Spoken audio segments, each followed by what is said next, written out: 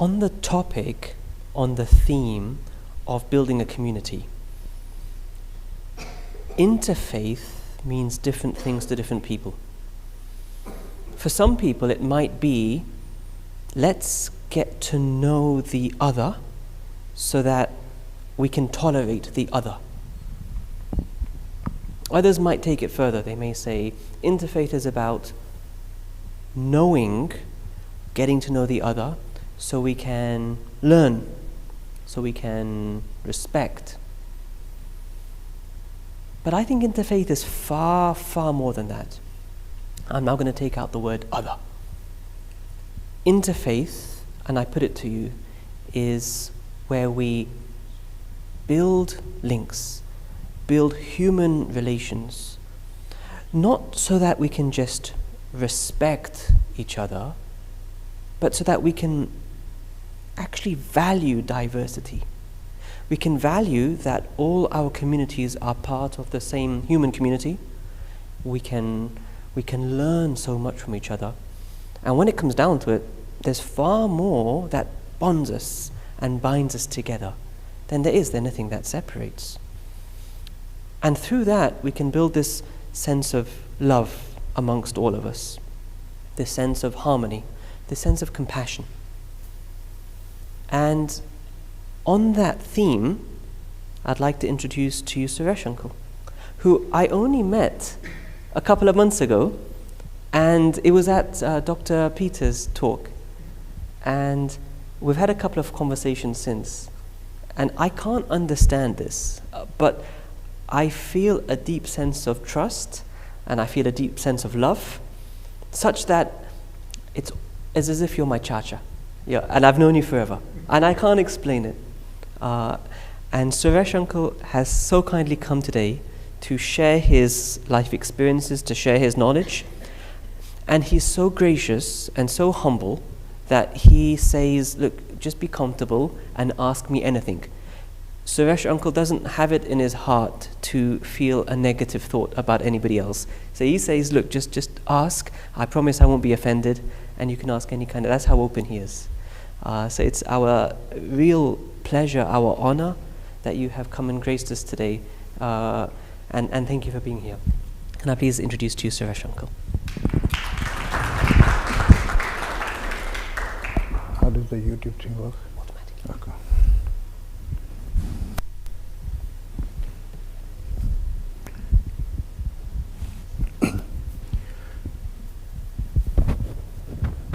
Namaste. Assalamu alaikum. Kem cho bata? Very good. We're going to have a good time now. Just few things. First of all, my sincere thanks to Al-Mahdi Institute for inviting me to share whatever little I know, because it is truly very little. Okay, I'm not expert in anything at all, so don't even assume that I have answer to everything. Okay. Another thing is that I have got a great sense of humor, so it's okay to laugh. Yeah, it's not my funeral, so relax. Okay. I also want to thank all my friends who have traveled long distance just to be with us today. So thank you to all of them as well. You see, when it comes to any issue, my friends, there are so many interpretations of the same things. And everybody thinks that his or her or theirs is right one. Yeah? From Hindu perspective, there is no right and wrong. We all are different. It is as simple as that. Yeah? Now, if I use Shahi's name or Zinat Dikri's name or Rakesh Bhai's names, it's not meant personally in any way, it's just to complete the sentence. So don't feel offended that, oh, tame મને કેમ કીધું તું, right? બહાર નીકળો હું તમને તમારી તબિયત ખરી કરી દઉં છું. એટલે એવું તમે નહીં વિચારતા, yeah? Okay? If you understand me, that's fine. If you don't understand me, that is also fine. But my brothers and sisters, I sincerely hope you won't misunderstand me, because all our problems are caused by misunderstanding. So it's very, very important, yeah? Now, if I say something about any of the faith, right, Another person will say the same thing but in a different way. So that is not to say that one is right and one wrong, because we all are different and we understand differently. Yeah? So we express differently. It's very, very important. At the end of the day, two things going to happen. Either you will learn a lot today, or you will be totally confused. Do my best to do that second bit. Okay? So now this technology is new to me, so please bear with me. Now, obviously, Shahidji introduced my name, so you know me. But in a greater scheme of works, I am Mr. Nobody, very little man. Yeah? The organization that I represent is known as Hindu Education Forum. The most important thing is that although the word Hindu, everybody relates it as a religion, it's not a Hindu, it's not a religion in its own right. Okay? So we come to that in a minute. So it's Hindu Education Forum that I represent. I'm just a coordinator or a spokesperson. Okay? So, okay, you see? Oh, sorry. Now, here starts our amazing journey tonight, my friend. You wouldn't believe what you're going to know today. There are four people on the screen you can see. It represents 4 Indian faiths. The first one on the left is Pauline Master, a very dear friend of mine. You will not believe all what I'm going to say. She follows the Buddhist principle or Buddhism. Another one on the left is Bhavna Ben Pandya. She represents the Hindu strand. The one on the right top is Sri Harishji Jain. He represents Jain philosophy. And last but not least, I think many of you might have seen Kuldeep Singh Ji Ubi at the top bottom right corner. He represents the Sikhism or Sikh faith. Can you see how we have already departed from that narrow definition of what Hindu? Amazing, isn't it? Right? And I want to get that myth out of the faith, our mind first, that Hinduism is not a religion, full stop. Because to qualify or to call any ideology a religion is good to have a founding father or founding mother or founding person. Nobody can claim that Hinduism was started by this person or that god or that guru or that Swami. No. Hinduism is more of a culture and a set of values in which different faiths grew. Like Buddhism, as you know, Hinduism, I'll just keep it too simple, yeah? Jainism and Sikhism. So Hinduism itself is not a religion. Can we really say democracy is a religion? Democracy is not a religion, is it? It's a value system in which there are different parties like Labour Party, Tory Party, Lib Dem and God knows what, yeah? Okay. So it's very, very important that we are very, very clear. Okay. Now, you don't have to believe anything I say. Unless you can evidence it and prove it beyond reasonable doubt, you should not believe anything, full stop. That's a basic bottom line in everything in Hinduism. When they were compiling English dictionary 500, 700 years ago, if I ask Shahid to describe a car, then he can say it's got 4 wheels, battery, engine, door, hopefully a steering wheel, so you can describe the car.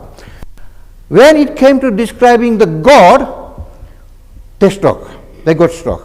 How do you describe something, someone, something that you've never seen and very few you will ever see? Yeah? So the Oxford expert, Cambridge expert, they turned to yogis of India. And yogis had described Hinduism in 3 words, which is part of the standard English dictionary, and many of you would have seen that. Omnipresent, omniscient, and omnipotent. Omnipresent means everywhere. Omniscient means knows it all. Omnipotent means very powerful. Yeah. So that is how in English dictionary the Hinduism is described. The God is described. And the word that Om comes from the Hindu symbol Om. Yeah, and that's very important. So I'm going to start now, I think, with chanting one Om 3 times, because it describes 3 qualities. If you feel comfortable, you can join me, and then we start on the real journey.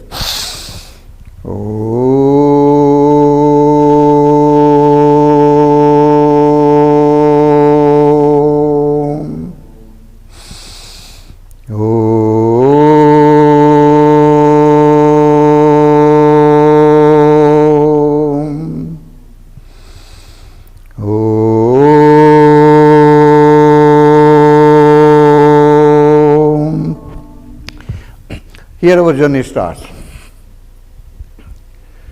Now, whatever I say, my friends, I'm going to say good things about Hinduism, isn't it? Let's be honest. Okay? It's more like a party political broadcast. But if I take you back to 131 years in history, and then we come back today, we can't argue with that, can we? Yeah? So I don't know how to press that.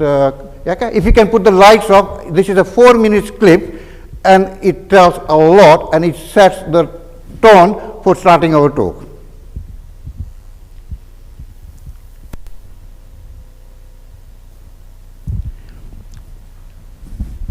Listen to all the things very carefully, please.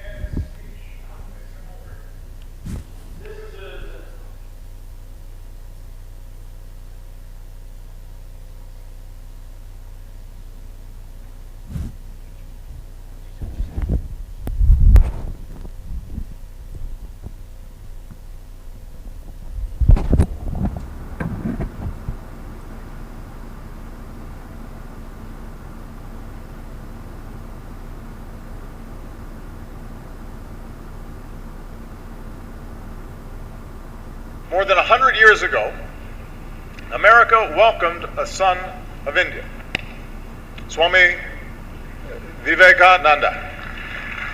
And Swami Vivekananda helped bring Hinduism and yoga to our country. And he came to my hometown of Chicago. And there, at a great gathering of religious leaders, he spoke of his faith and the divinity in every soul and the purity of love. And he began his speech with a simple greeting. Sisters and brothers of America.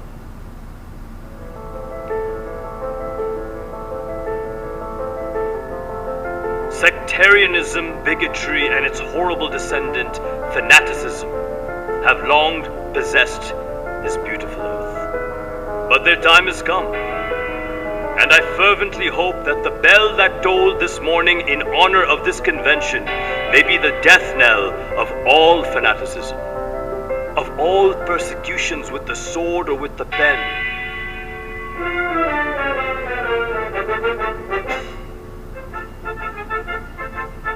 In 1893, America celebrated its golden age. The World's Columbian Exhibition in Chicago was designed to celebrate America's new status as a global superpower. The exhibition was also host to the world's first Parliament of Religions.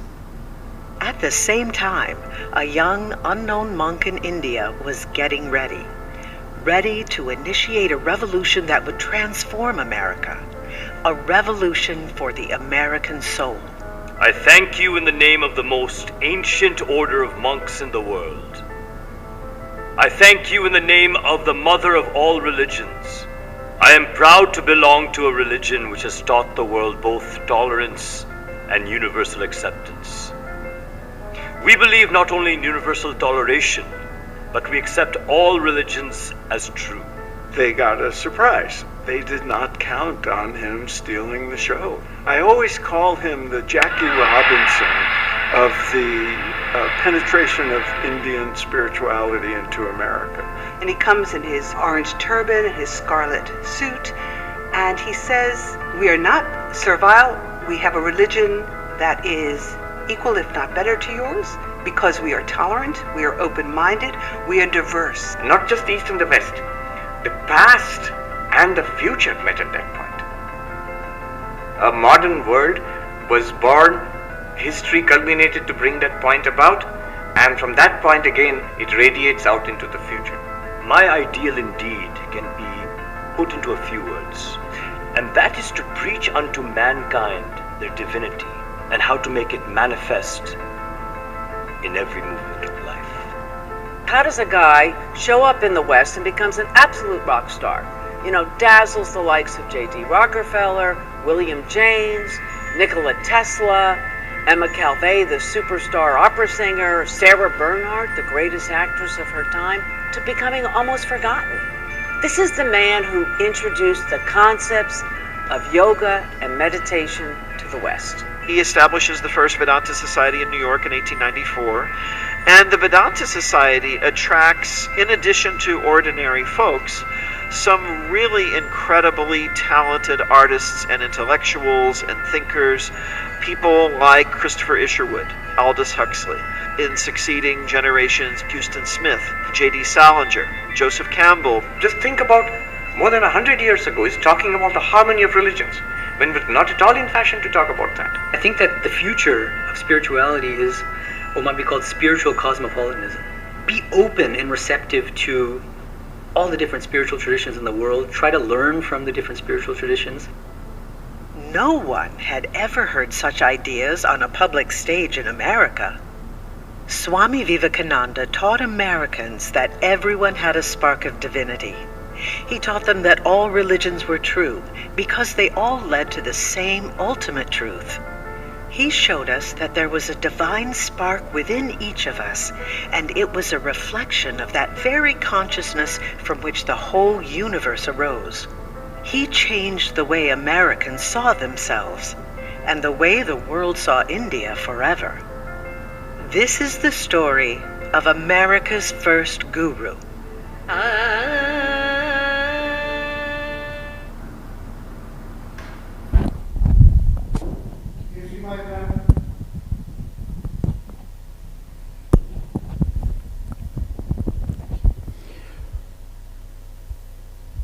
Nowadays it's very fashionable thing, isn't it? Interfaith, harmony, tolerance, all those things, isn't it?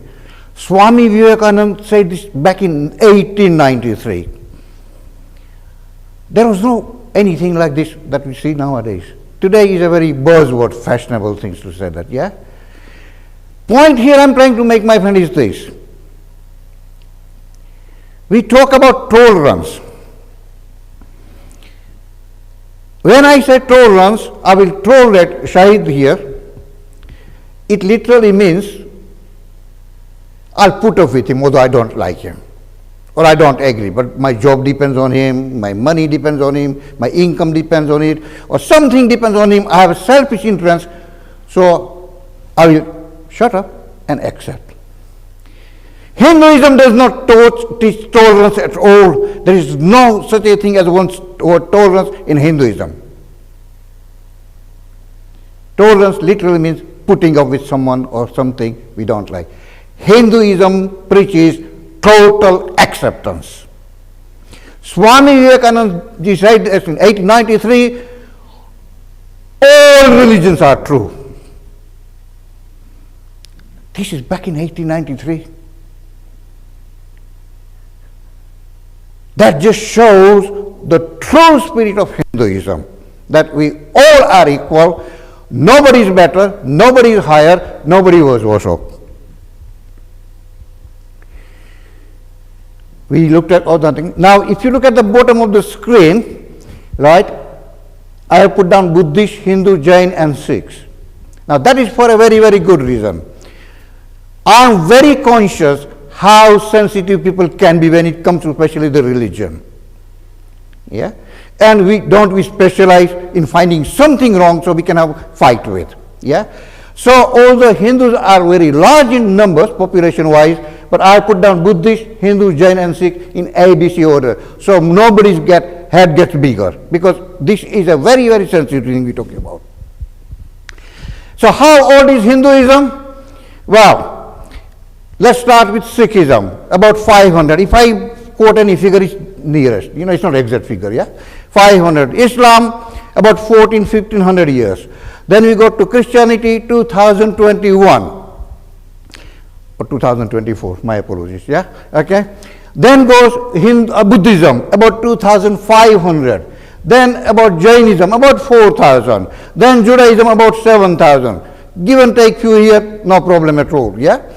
My maths is very, very bad. And I'm going to prove it to you later afterwards, how bad I am at figures, yeah? Okay, right? If you add all this together, my friend, all these numbers, it doesn't come anywhere near how old is Hinduism. Any guess? Any guess? Don't worry if you are wrong. 12. Sorry? 12,000. You are halfway there. 23,000 year old, and it's still surviving. The reason it survives because it has got the fundamental values right. And I'm not saying 23,000, like I said earlier, I'm bound to say all the good things, isn't it? Let's be honest, yeah? It's according to carbon dating.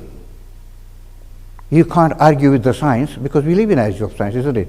Based on carbon dating evidences, it is proven it's 23,000 year old.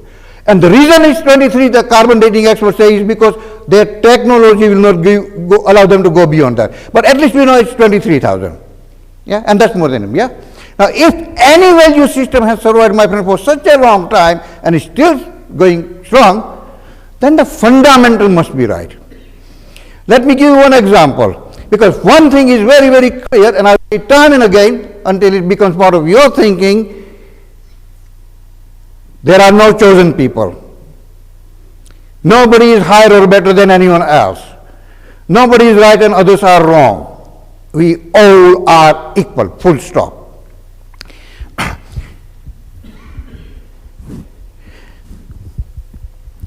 Like all religions, with the exception of Sikhism, they have symbols, they have rituals, and they have a value system. In Sikhism, they have done away with the rituals, and there are some historical reason for that, yeah? But otherwise, the principles are the same. So what do the Hindus believe in? 4 basic things that Hindus believe in, and that's very important to know. First thing that we believe in, Vasudhaiva Kutumbakam. The whole world is a one big family. Would you fight with your brother or sisters or cousins? We all are one big family. We might not relate directly, we might not know each other, but we are related in some way, yeah? So Vasudhaiva Kutumbakam, that we all are, the whole world is a one big family. Second important thing is this. I say in Hindi, Urdu first, then in English. Jio or Jine do. Live and let live. We only got this planet as a home. There is no other place where we can escape to, whatever happens. So live and let live.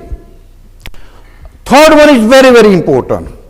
Sarve bhavantu sukhina. At the end of all Hindu rituals, prayers, katha, sapta, whatever you call it, they recite this mantra. I'll do that. It's in Sanskrit. And Shahid has very kindly agreed to translate in English for you. Sarve bhavantu sukhinaha, sarve santu niramaya, sarve bhadrani pashyantu, ma kaschit dukh bhagavad. What it means, my friend, is there any word called Hindu in the? Sarve means everybody. Sarve bhavantu sukhina May all be happy. Not just Hindus, not just man and woman, even animal kingdom be happy, because everybody has the right to live in peace and harmony. Sarve santu niramaya. Sarve bhadrani pashyantu ma kaschid dukh bhava. Means all our problems, my friends, are caused by human weaknesses. Religion doesn't come into it. We may use the religion as excuse, right? But it's our ego, jealousy, and all those things that causes the problem. So all Hindu rituals, it doesn't matter who, they finish with this beautiful sentence. And the fourth one is vividhata. We got about 20, 30, 40 people here. Would you say any two people have the same fingerprint? No? And the population of the world is about 8 billion according to the latest count, correct? Do you think at least out of 8 billion, at least two people will have the same fingerprint? How on earth, my friends, then we expect everybody to believe in the same ideology, same God, same book, same guru, same way to do things? It ain't going to happen. The sooner we accept that basic reality, just as two people don't have the same fingerprint, we all are different, and not two people having the same fingerprint. What I think in the morning, I don't think in the afternoon. And in the evening, it's completely something different. If one person cannot think constantly all the time, how on earth we are going to believe that everybody can think? It's not going to happen. It's not started. Okay? So, no tolerance, total acceptance. Jaisa, theek hai. You don't have to do whatever he does or she does. He doesn't have to do it. That's okay. There is room for us all. Out of 8 billion, I don't know what was the world population 24, 50 or 100 or 200 years ago, but say it was 1 billion, and now it's 8 billion, yeah? Are we short of oxygen? Are we short of water? There is a plenty. Whether you call it Allah Ta'ala, Bhagwan, Khuda, Buddha Bhagwan, Mahavir Swami, it doesn't matter. There's a plenty for us all to go, except that basic thing. Right. Some of the other things in Hinduism is very, very important. No victim mentality. Stop feeling sorry for yourself. Stop blaming what essentially are our shortcomings and weakness because Shahid did that. Jesus Christ, you had as much chance as anyone else. Don't blame someone else to hide your shortcomings and weakness. In Hinduism, there are some of the things that's going to blow your mind today. Yeah? There is no such a thing as a sinner. Nobody is a sinner. Nobody is a sinner. Even what we think is a bad thing, wrong thing, nobody is a sinner. We make mistake out of ignorance, jealousy, ego. When we realize, we correct it. So in other words, if Shahidji is driving on a motorway, he takes the wrong exit, and instead of London, he starts seeing the sign of Leicester, he said, oh, something. All he does is make a U-turn. That's it. Nobody is a sinner, and we all make mistake. We have to accept that. No chosen one. No one is more superior.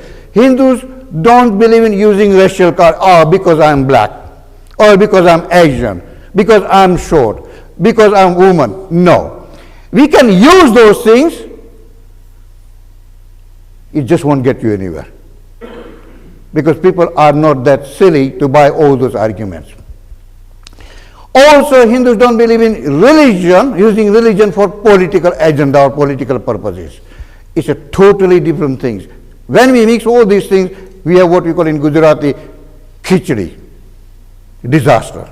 Okay? Another important thing is, my friend, we're going to learn something really exciting. You are not just normal human being. In modern scientific language, they call it micro and macro. What is out there is here, and what is here is out there. We all have the same qualities, full stop, in a smaller level, but we all have the same things. Right. The four underpinning principles, and you're going to love this one, right? Underpinning principles of Buddhist, Hindu, Jain, and Sikh, and again is ABC order, just to make sure my fellow Hindus don't get big head, because that is a big number, yeah? You always have to keep that in mind, yeah? So these are the four things that make someone Hindu. And when I say Hindu, I'm using it in a cultural sense, not in a religious sense, although everybody thinks Hinduism is a religion. So rather than saying Hindu, Buddhist, Jain, and Sikh, and by the time I finish the last one, I forget what I was going to say, I just use the word Hindu, but I don't want you to think in that narrow sense, yeah? So this is what makes anybody a Hindu. First is that we believe in law of karma. If you do the good things happen to you. If you do the bad things happen to you. God doesn't come into it, full stop. As much as we like to say that, so when Shahid passes his medical exam and he gets a job and things like that, what he says? I'm clever, you know. I done it, man. When things go wrong, then he says, if there is a God, why am I suffering? Well, we can't have it both ways. It is as simple as that, yeah? So first thing is purely law of karma. Second thing is in Hinduism, we believe in continuity of life. This is not the only life. We keep coming back. Because from Hindu perspective, my friends, brothers and sisters, life is an energy. And we know from modern scientific or those technical things, energy can't be destroyed, it just transforms and manifests as something else, yeah? So we keep coming back all the time. I got some bad news for you. I might just get it out of the way. If you are not careful, you'll come back as you again. Okay, third thing we believe, it's okay, don't take anything too seriously, nobody does. Right, third thing is ahimsa, means non-violence. I want you to know this very, very important thing, friend. When Hindu says we believe in non-violence or ahimsa, meaning vegetarian diet, Hindus don't believe in vegetarianism on religious grounds. Hindus don't think that if I eat chicken, I'll go to hell, and if I don't eat chicken, then I'll go to heaven. No. Hindus believe in ahimsa and vegetarian diet on compassionate grounds that we do not have any right, not killing, even to hurt somebody's feeling. Because you know what, just as you and me all have the feelings, animals have feeling as well. If somebody pinches you, it hurts you. If somebody does something to your child, you feel bad. Animals have the same feeling. And what is more, just as there is no shortage of oxygen, there is no shortage of food. So Hindus are vegetarian on compassionate grounds, not on religious grounds. And this is the fourth one, you will love this one. We talk about democracy, don't we? Democracy means he can vote for Labour, she can vote for Tory, he can vote for somebody, and Sri Gautam can vote for nobody because she thinks they all are crook anyway, all politicians. And that's fine. So in Hinduism, we take the definition of democracy all the way to spirituality. That means very, very simple.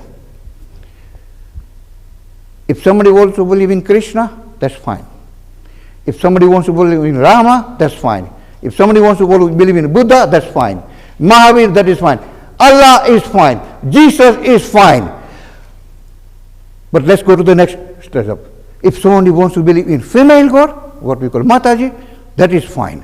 If somebody wants to believe in image, God with image, that is fine. If somebody wants to believe in God without image, like Arya Samaj and Sikhism, there is no image, that is fine. But you know, my friend, what is super fine? Any guess? Even if you don't want to believe in God. That is fine as well. We can't say you have a freedom of choice and democracy so long as you agree with me. But that is not freedom of choice, is it? So absolute freedom that even if you don't believe in God, that is fine, because we believe that the belief in yourself is the most important belief of all the beliefs. Because when you stop believing in yourself, you are most vulnerable and open to abuse. Now, and I don't want you to believe anything. I will evidence it. We spoke about Swami Vivekananda 131 years. Now in Bhagavad Gita, the second one from the bottom, Bhagavad Gita I put down short, yeah? In Bhagavad Gita is regarded as the holy book of Hindus. Many of you know it, yeah? Okay? And it is said by the God himself, because Hindus regard Lord Krishna as Bhagavan. Okay? If you read Bhagavad Gita, chapter 18, verse 63, and I want you to remember this, it says says, "Oh Arjuna, I have told you everything that you need to know, right and wrong, good and bad, what you should do and what you shouldn't do it." But you know what then he says? "Arjun, go away, sleep over it. If it makes sense to you, do it. If it doesn't, no problem. We will still be friends. We won't fall out. Can you tell me if there is any other value system that gives you that much choice? Very incarnation of God, he tells everything and he says, no problem. That's your freedom of choice." So Hinduism is totally committed to total, absolute freedom now. So who is a Hindu? How do you describe? Like after, if we ask Shahid how to describe a car, yeah? So if one believes in any of the four, you are quarter of a Hindu. You might not be born in a Hindu family, you may not know anything about Hinduism, you may not even have heard about Hinduism. But if you believe in one of the four, you are quarter way there. If you believe in two of them, you are halfway there. If you believe in three of them, you are three-quarters of the way there. And if you are believing all the four, you are 100% Hindu, even whether you know about it or not, whether you are born in India in Hindu family or not, whether you have a Hindu name or not, and whether even you have heard the Hindu or not. Because democracy, what is democracy? What is conservative and Tory? It is by value, isn't it? Yeah? So that is what it is. We already spoke about this one. Next one. Now, this is interesting. In Buddhism and Jainism, there is no concept of God at all. So there is no question or fight between Allah and Jesus or Rama and Krishna. They don't have the concept of God, full stop. Do you think they all will go to hell? God bless me, there is a housing shortage on the earth. How are they going to manage there then? So in Buddhism and Jainism, there is no concept of God. In Hinduism and Sikhism also there is a concept of God, but it is totally different than we normally define God. Fine, yeah? Okay. God, from Hindu perspective, and again it means Buddhist, Hinduism, is not a person or a being sitting in the sky somewhere with a remote control. God is within. And the whole journey, aim of the journey of Hindu's life is to realize the divinity within, not to find the God outside. We've got a very little time, so remember, you don't, under freedom of choice, you don't have to believe in God and you don't have to be vegetarian either. Yeah, you have total freedom. Important thing is that the only freedom Hindus don't have is to impose our thoughts on others. No judging, no grudging, no comparing, no converting. Because conversion is a big issue everywhere in the world. Changing religion, my friend, won't help you. Changing attitude may. It's very, very simple. God does not give you a good life or bad life. God just gives you the life, and it's up to you to make it good or bad. We call it spiritual Brexit.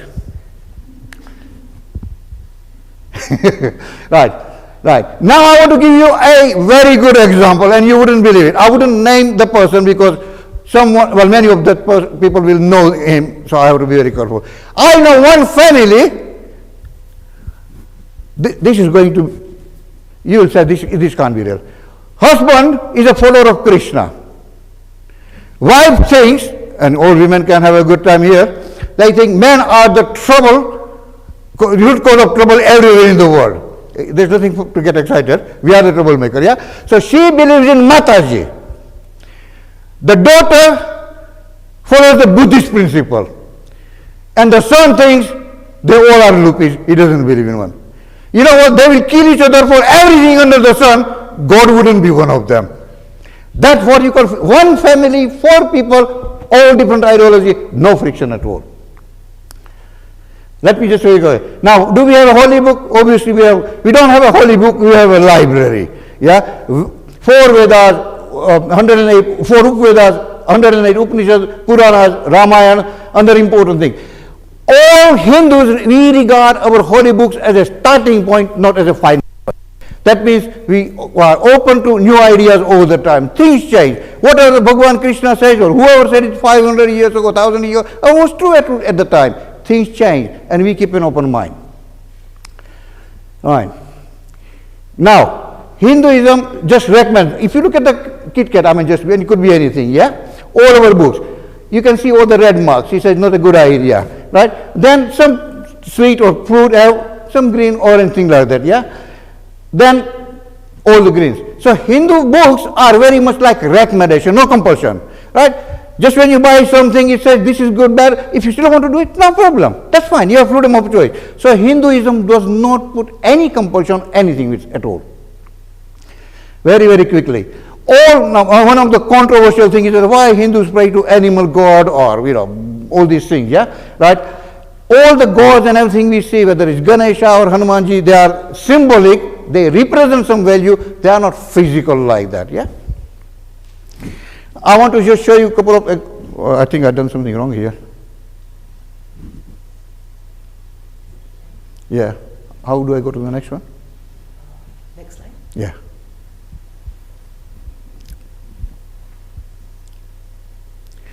Being a good human being is more important than being a religious person.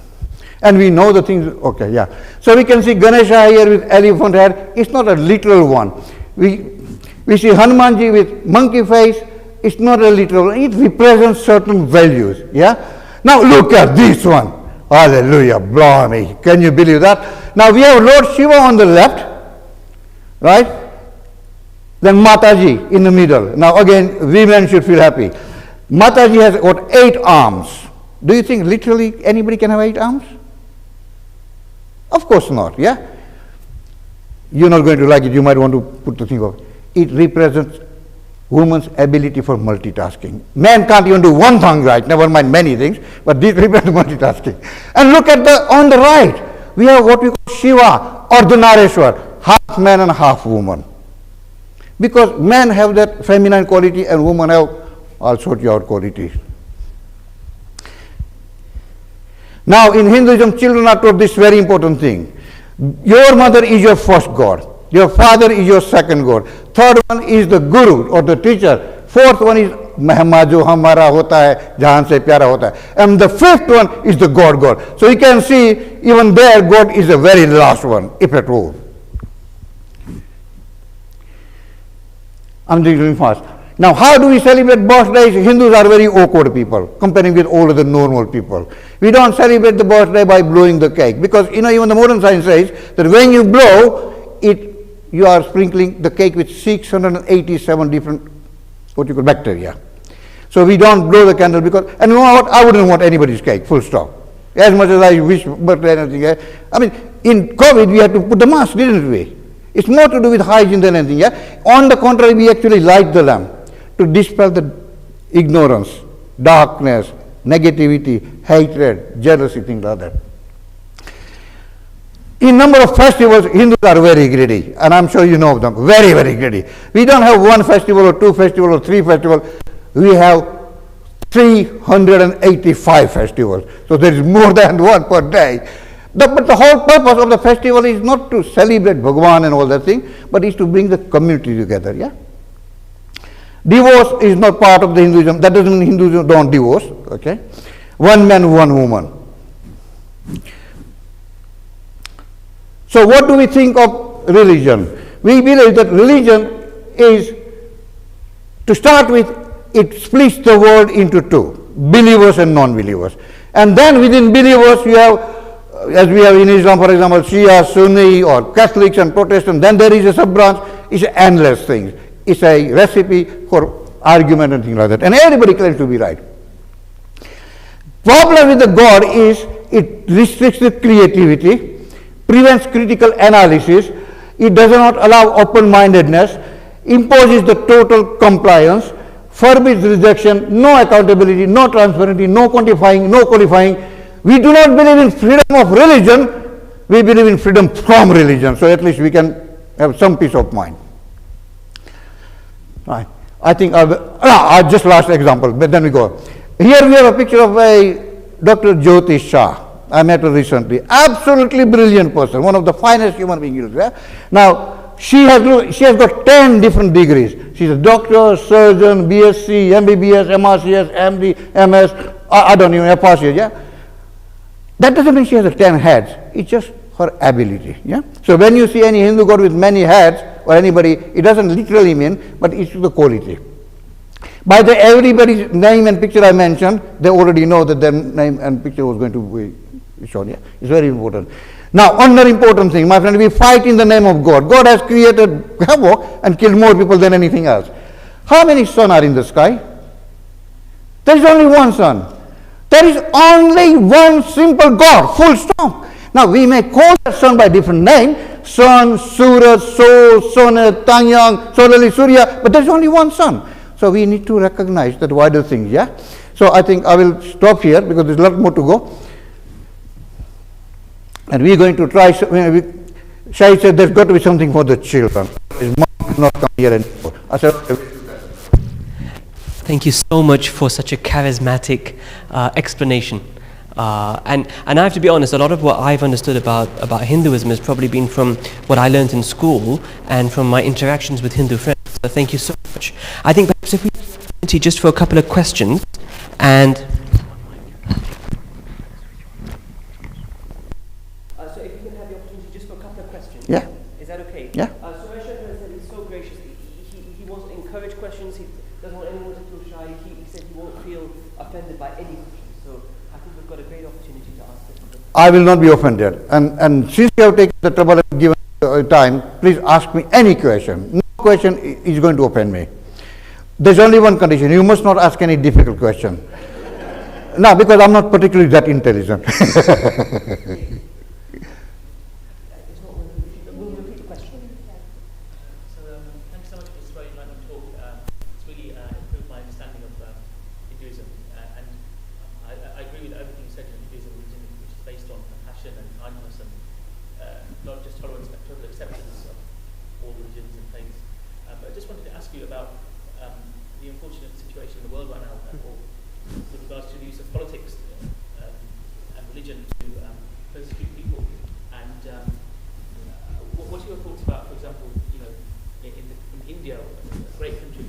Please don't be shy, just open it up. Yeah. Empty it out.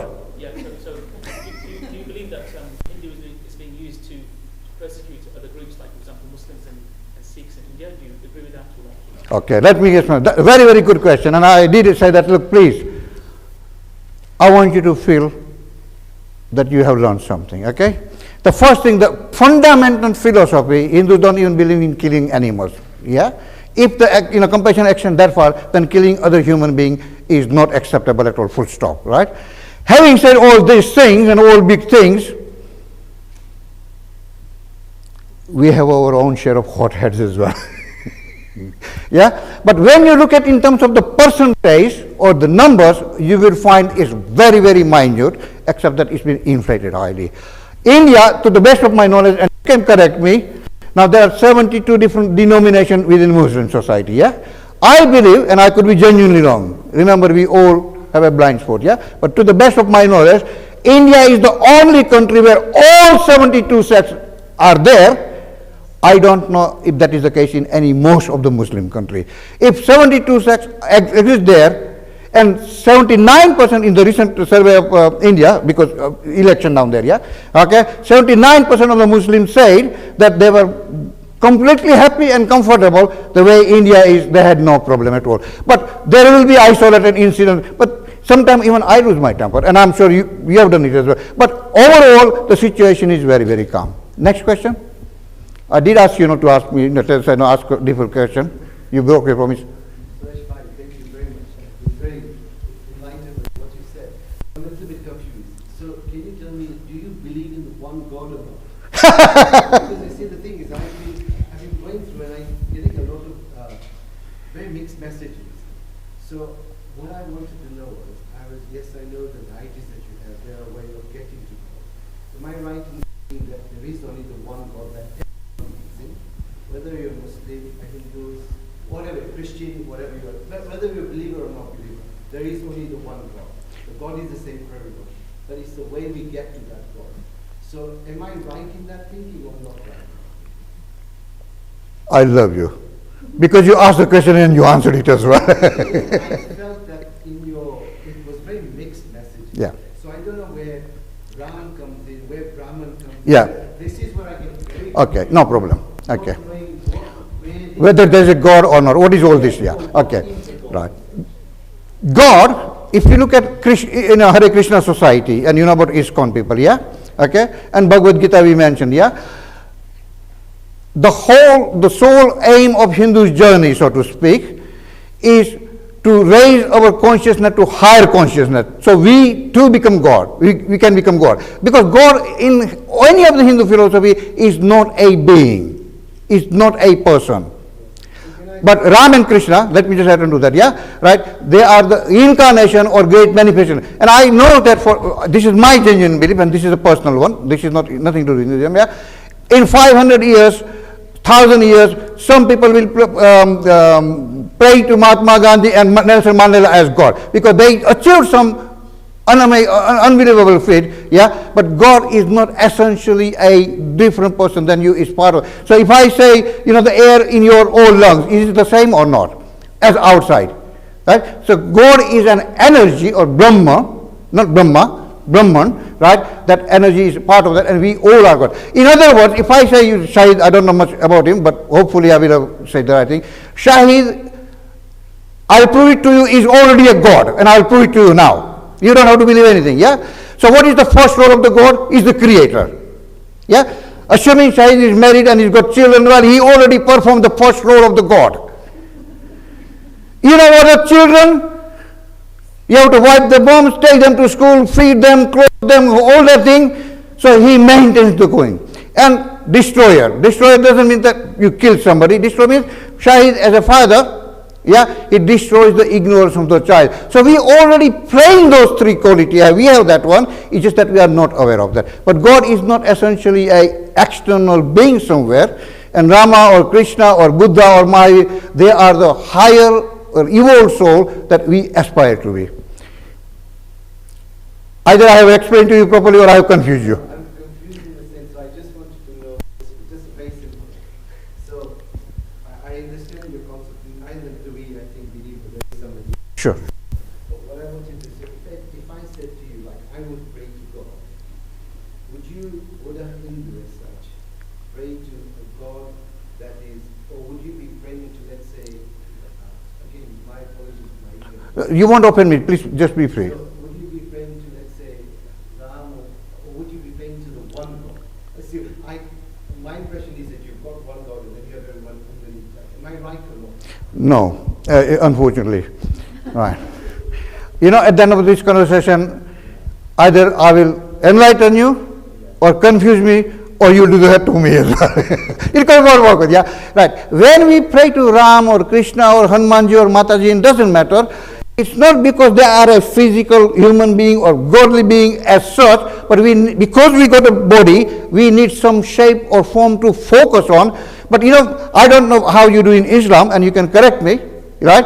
But when Hindus go to the temple, when in front of the God, they close their eyes. I mean, they travel miles to go to the mandir to do the darshan, and Mahaprabhu. That means we're trying to find what is out there within us. So would you say they're attributes of God? Absolutely. There are different attributes, different forms of God. But we need something to focus on. No, I get it. Can we have this as the last question, please, today, before we finish for prayers? I just want to know if Hinduism believes in pantheism. Sorry? God is the soul of the world, or the God equals war. My friend, we all are part of that. Imagine the ocean, the sea, and imagine thousands and thousands of sea drops in the waves. Are they different from, and do they have different quality than the sea water itself? We all are part of that universal energy, and we same have the attribute. Our journey, our challenge is to realize that we are not what we think we are, limited by our physical body. We are part of that big, and it's realizing that bigness. When we become that one, we are free from all the constraint of human nature. It's a prayer time, so we need to stop. Thank you so much. Thank you for coming, for sharing all your ideas, and thank you to all of our guests for coming today. We're going to pause for prayers now. We'll finish just with I'll pass it over to you, Zinat, in a second. And then there's an opportunity to ask Suresh Uncle and everyone questions after. Suresh Uncle also has a little treat, particularly for the children. Perhaps if you could show us a little bit of mathematical genius on the flip chart after the prayers. Yeah, Would that be okay? yeah, and I want to perform because Hasina, when my sister came a little late, it's all his fault, by the way. I can't be wrong. I'm God. Okay, so I want to perform a couple of little ceremony to prove that we are not. This is not all fancy talk, but this is in action. To the prayer first. So after prayer, we just have refreshments in the dining room at the end of the corridor, and you can just end by small prayers for the departed soul of our dear Marco.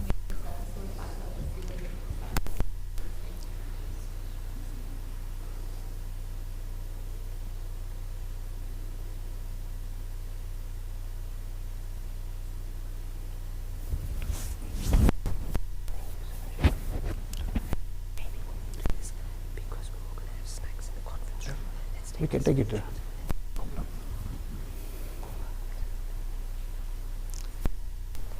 But I just need about 3 to 5 minutes here before we go there. We can take the chart there, yeah? Okay, you want to come back? Yeah. Just want to do. Is it finished now? No, we're going to do prayers now. Where? Actual prayers, so okay. Sunset prayers. Yeah, 5 minutes. That's okay, no problem. And then you want to spend a bit of time? Yeah, because it's very important. Okay. So this is a surprise bit. Dhirubhai.